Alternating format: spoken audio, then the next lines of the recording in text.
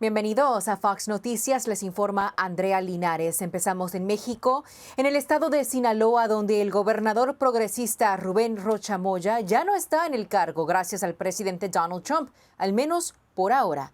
Moya dejó su cargo mientras es investigado por ayudar al cártel de Sinaloa a importar supuestas enormes cantidades de drogas a Estados Unidos, entre otros crímenes. Rocha y otros 9 funcionarios están actualmente bajo investigación.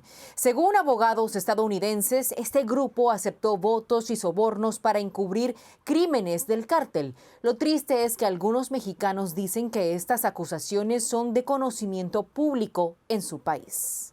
La presidenta mexicana Claudia Sheinbaum sabe que la presión está creciendo, pero promete justicia sin la interferencia de Estados Unidos. No vamos a cubrir a nadie que haya cometido un delito. Sin embargo, si no existen pruebas claras, es evidente que el objetivo de estas imputaciones por parte del Departamento de Justicia es político.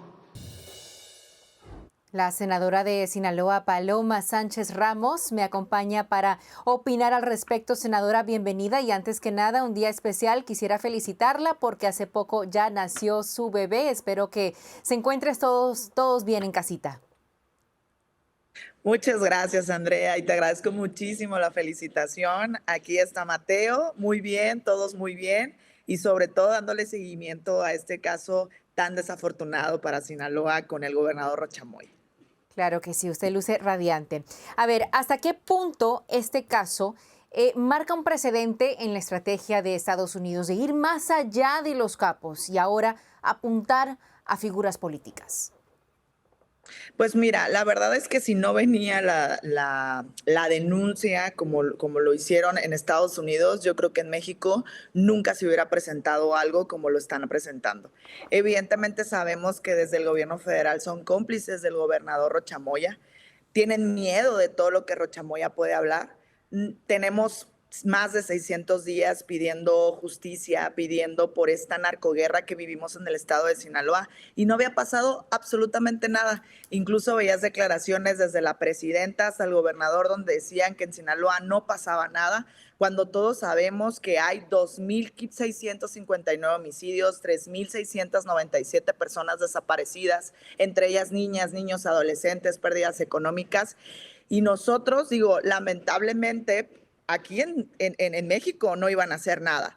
¿Qué está pidiendo desde la dirigencia del PRI? Que los entreguen y que juzguen en Estados Unidos, porque aquí en México no va a pasar absolutamente nada. ¿Es esta acusación una herramienta legítima de presión internacional o más bien una forma de intervención política? ¿Qué análisis le da? Porque ya vemos ambos puntos de vista, ¿no? Ambos argumentos. Yo lo veo como parte de una justicia. Quien tenga algo que pagar, que lo pague y que se enfrente a la justicia y que dé la cara. Si las pruebas las presentaron en Estados Unidos o si solamente Estados Unidos se atrevió a ir contra Rocha Moya, bueno, hay que darle seguimiento y hay que atender. Y si alguien si alguien está libre, bueno, pues entonces que lo demuestre con pruebas y entonces, pero lo importante es que dé la cara y sobre todo en estos momentos. Él ya pidió licencia. Nadie sabe dónde está el gobernador. Lo van a dejar escapar, lo van a dejar esconderse. ¿Qué es lo que va a pasar? Que es una exigencia que hacemos desde la oposición y que no podemos permitir que Rocha Moya se vaya sin dar cuentas ni a los sinaloenses y dar cuentas ni a todo el país de México, porque este no es un problema que solamente le afecta a Sinaloa. Sabemos que vienen más narcopolíticos y que van a salir de otros estados, que gobiernan en otros estados. Es lamentable la situación, que sea el mensaje o esto sea lo que se hable de Sinaloa. De Sinaloa hay cosas maravillosas y que tener a un representante como Rocha Moya nos deja muy mal a nivel mundial. Así que podría ser esto como un efecto dominó, lo que vamos a comenzar a ver, o como le dicen en inglés también, the tip of the iceberg de lo que está por venir. Ahora, ¿cree que este caso va a aumentar la tensión en las relaciones bilaterales entre ambos países, México y Estados Unidos, también en un momento crucial porque están a punto de negociar lo que viene a ser el Tratado de Libre Comercio? Pues ojalá que no, porque realmente para nosotros es muy importante el Tratado de Libre Comercio, para Sinaloa es muy importante el Tratado de Libre Comercio, pero sí creo que la presidenta debe demostrar realmente lo que hemos dicho, colaboración, colaboración. Y si ya existen estas denuncias, ellos se justifican mucho en pruebas. Sabemos perfectamente que si Estados Unidos está presentando esta denuncia es porque tienen las pruebas. Entonces, ¿qué van a hacer cuando realmente vengan y se lo demuestran? ¿Cómo van a cambiar el discurso? Porque todo se queda en narrativas, Andrea, todo se queda en discursos, realmente no son hechos. Aquí nos está presentando Estados Unidos una denuncia y lejos de estar colaborando para cuidar las relaciones, se ha dedicado a cuidar al gobernador Rocha Moya, al ex gobernador Rocha Moya. Se ha dedicado más a cuidar al exgobernador que realmente a la gente de Sinaloa. Porque desde que se fue Rocha, desde que se presentaron las denuncias a donde se fue y ahora, todos los días ha habido homicidios, desaparecidos. Ayer hubo un explosivo en un casino. No ha cambiado absolutamente nada, pero eso sí, el discurso de Morena, porque es un narcopartido. Ellos, es más, no es un partido, es un cártel en el gobierno federal. Pues lo único que han hecho es justificarse, cuidarse, porque son cómplices de Rocha Moya. Tristemente eso que dices es muy cierto también que a diario hay desaparecidos que están siendo reportados y muchos de esos casos son adolescentes. También lo que vemos aquí es que la administración Trump cuando dice que va a hacer algo, lo hace, cumple su palabra. Así que veremos a ver qué sucede allí en México. Senadora por Sinaloa, Paloma Sánchez, como siempre, gracias por acompañarme. Buen día, cuídese mucho. Muchas gracias, Andrea. Buen día. Un abrazo. La presión crece en medio de una crisis económica en Cuba y un reclamo histórico regresa con fuerza. ¿Deben los comunistas del régimen pagar por las propiedades que confiscaron? Lo analizamos en breve.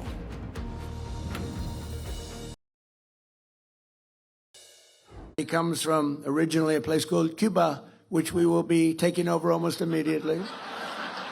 On the way back from Iran, we'll have one of our big, maybe the USS Abraham Lincoln aircraft carrier, the biggest in the world. We'll have that come in, stop about 100 yards offshore, and they'll say, "Thank you very much, we give up." Bienvenidos de vuelta a Fox Noticias. Pasamos a Cuba, donde los días del líder Miguel Díaz-Canel podrían estar contados. Como acaban de escuchar, el presidente Donald Trump está dejando cada día más claro que un cambio de régimen en la isla podría ocurrir casi de inmediato. La administración Trump ha impuesto sanciones devastadoras a Cuba, incluyendo un bloqueo petrolero desde enero. Estas sanciones están provocando apagones a nivel nacional casi a diario y la escasez de combustible está haciendo la vida de los cubanos insostenible. Mientras tanto, miles de cubanoamericanos quieren que el presidente Trump se deshaga del liderazgo cubano como lo hizo con el narcodictador venezolano Nicolás Maduro. Algunos grupos también están reactivando el debate sobre las propiedades confiscadas tras la revolución de 1959. Sus casas, fincas y negocios fueron incautados injustamente cuando Fidel Castro llegó al poder. Dicen que el gobierno cubano les debe miles de millones de dólares por la pérdida de sus propiedades y piden compensaciones en cualquier futuro acuerdo entre Washington y La Habana. La presión, sin duda, está aumentando. Sin embargo, el futuro del liderazgo de Cuba sigue siendo una incógnita. Nos acompaña en este momento para hablar sobre el tema Teo Babún Jr., cubanoamericano cuya familia perdió sus propiedades en 1959. Teo, muchísimas gracias por acompañarme. Buen día. Muy buenos días, Andrea. Muchas gracias por la oportunidad de hablar contigo. Quisiera conocer su punto de vista. ¿Qué tan viable es devolver propiedades o compensar económicamente a los antiguos dueños en Cuba de casas, fincas como usted y su familia? Bueno, yo diría que nosotros que hemos estudiado el caso muy de cerca, entendemos que hay muchas formas de satisfacer esta obligación que tiene el gobierno de Cuba con miles de individuos que perdieron, que les confiscaron sus propiedades sin ningún tipo de compensación. Existen modelos de Europa, vemos modelos hasta de Vietnam, de Alemania, de Hungría, de otros países que llegaron a algunos acuerdos donde no le costó un centavo al gobierno actual a tener que satisfacer esa obligación tan grande que ellos tienen. Es una obligación moral con miles de personas con las cuales les robaron las Mm. propiedades. ¿Cuál sería su mensaje para la administración Trump? ¿Usted esperaría que este tema sea abordado como parte de las conversaciones que están en curso entre Washington y La Habana? No, yo diría que es crítico, que esto debería ser parte del proceso de todas las negociaciones que toman a cabo, porque es un punto muy importante. Le interesa inmensamente a todos los cubanos americanos, a todos los que perdieron propiedades, inclusive al gobierno de Cuba le interesa tremendamente porque no va a haber ningún tipo de inversión en el país a menos que se resuelva el problema de las propiedades confiscadas, porque no va a haber ningún inversionista en cualquier parte del mundo que quiera invertir en un lugar donde no sabe si hay una protección con sus inversiones. Pero antes de llegar a eso tendría que haber un cambio completo de régimen. Y escuchamos esas palabras del presidente Donald Trump hace pocos días cuando dice que Estados Unidos tomaría control de Cuba casi de inmediato. ¿Cómo interpreta estas declaraciones? Eh, yo te diría lo siguiente, mira, para entender lo que está pasando en Cuba, hay que ver el cuadro completo. No estamos hablando solamente de un problema o de dos problemas, estamos hablando de una crisis profunda en tres niveles: humanitaria, moral y estructural. El primer problema que tenemos en Cuba es que lo que vemos hoy es una situación crítica. Personas que no tienen suficiente comida ni diariamente, apagones hasta 20 horas diarias, hospitales sin medicina y sin médicos. Segundo, tenemos un problema moral inmenso, la libertad religiosa, que está, ha sido violada en Cuba. Las iglesias son la única unidad que puede dar ayuda humanitaria al pueblo, pero sin embargo está trabajando bajo presión. La fe es permitida en Cuba, pero controlada inmensamente. Y tercero, este problema de estructural de la justicia que está pendiente, que no se ha resuelto. Mi propia familia perdió, como tú mencionaste anteriormente, propiedades después de 1959 y como Ujú. miles de otras familias Sí. quisiéramos resolver este problema. Sí, este debate obviamente que estaría reactivando, ¿no? Miles y miles de reclamos así como el suyo. Y por supuesto estaremos siguiendo cada desarrollo que esté ocurriendo allí en Cuba muy de cerca. Teo Babún Jr., muchísimas gracias por acompañarme hoy en Fox Noticias. Estamos en contacto. Gracias. Gracias a ti. Con el fin de la ley de amnistía, el chavismo sigue en plena exhibición en Venezuela. Les traemos estos detalles y más al regresar de esta pausa. Bienvenidos de vuelta a Fox Noticias. Pasamos a Venezuela, donde parece que el chavismo nunca puede ocultar su verdadera cara. Delcy Rodríguez anunció recientemente el fin de la aplicación de la ley de amnistía. Era una medida que se suponía liberaría a cientos de presos políticos y marcaría un cambio hacia la democracia en Venezuela tras años de represión. Dio un sentido de esperanza a los miles que el régimen mantenía detenidos. El gobierno venezolano afirma que más de 8.600 personas se beneficiaron. Sin embargo, la realidad es otra. Solo unos pocos cientos fueron excarcelados, mientras que cientos más aún permanecen tras las rejas. Organizaciones como Foro Penal estiman que más de 400 presos todavía están privados de su libertad. La ley de amnistía también excluyó a los acusados de delitos políticos más graves como rebelión, conspiración o participación en acciones de alto perfil de la oposición. Muchos han estado retenidos durante años sin un juicio adecuado. Rodríguez dice que los casos restantes serán revisados bajo un nuevo programa del gobierno, pero los críticos sostienen que nunca se trató de una amnistía total desde el principio. La imagen que quieren proyectar al mundo es muy distinta a la dura realidad que viven las personas en Venezuela. Lo que se promocionó como un paso hacia la reconciliación ahora está generando nuevas preocupaciones sobre la transparencia. el control político y si el cambio real en Venezuela está más cerca. Iván Simonovic, excomisionado de Inteligencia y Seguridad en Venezuela, así como exprisionero político del régimen de Maduro, me acompaña el día de hoy. Bienvenido, como siempre, a Fox Noticias. Gracias por la invitación, Andrea, y gracias a usted por la oportunidad. Sí. ¿Qué revela la terminación, el fin de esta ley de amnistía sobre la verdadera voluntad política de avanzar hacia una transición democrática en Venezuela? Mira, el régimen desde hace años ha manejado esta situación, sobre todo con ese mismo personaje, esos mismos personajes. En este caso me refiero a Jorge Rodríguez, el hermano de Delcy, donde en algunos momentos se dieron, entre comillas, unas negociaciones donde se planteó de alguna manera la liberación de presos políticos. No hay forma que nosotros podamos asumir que de verdad hay un cambio de criterio de política en el país si no hay la liberación de los presos políticos. Esos 8.000 personas que ellos dicen que liberaron, muchas de esas personas ya estaban libres en la calle. Por otro lado, muchas de estas personas que ellos dicen que le dieron este beneficio son personas que no tienen nada que ver con los temas políticos. Y la ley de amnistía, ¿verdad? Cuando se adopta este tipo de ley en estas situaciones, se adopta porque sencillamente se quiere pasar a un plano diferente del manejo de la política del país, del perdón.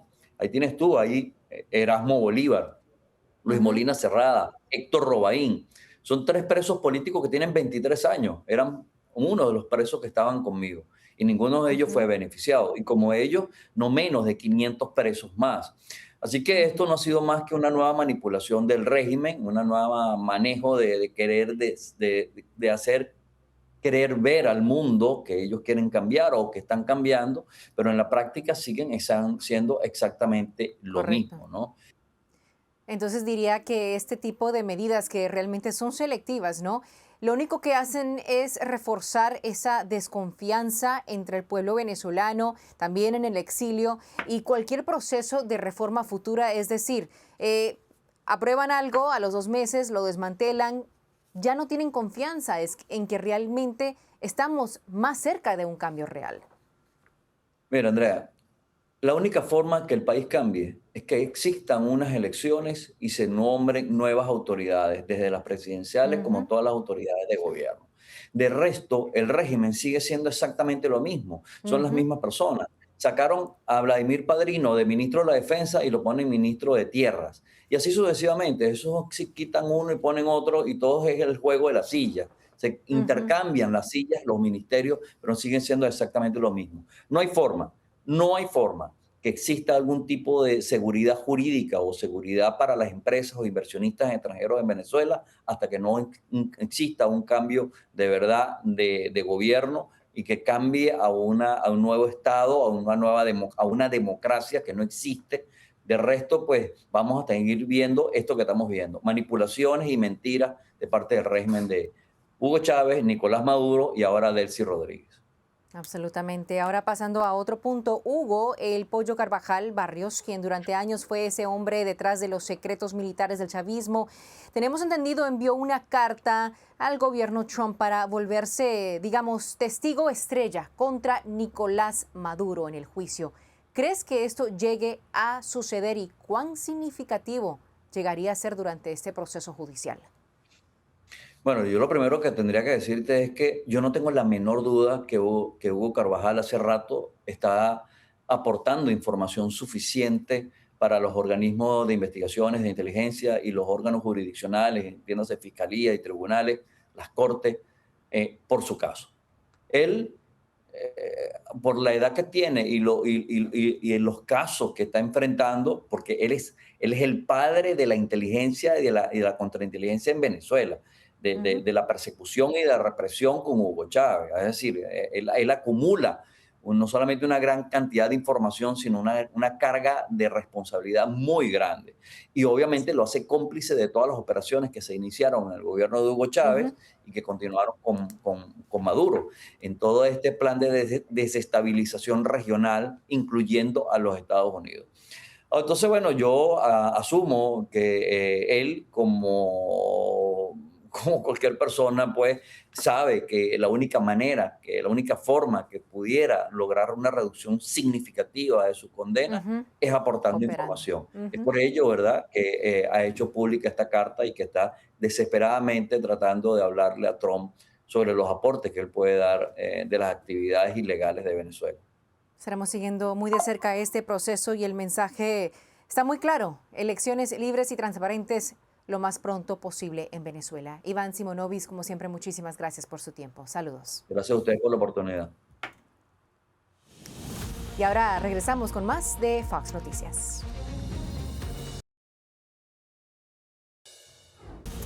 Muchas gracias por acompañarnos el día de hoy. Nos pueden seguir en las redes Instagram, Facebook, X, TikTok y WhatsApp para que no te pierdas absolutamente nada con Fox Noticias. Yo soy Andrea Linares. Que tengan un buen día.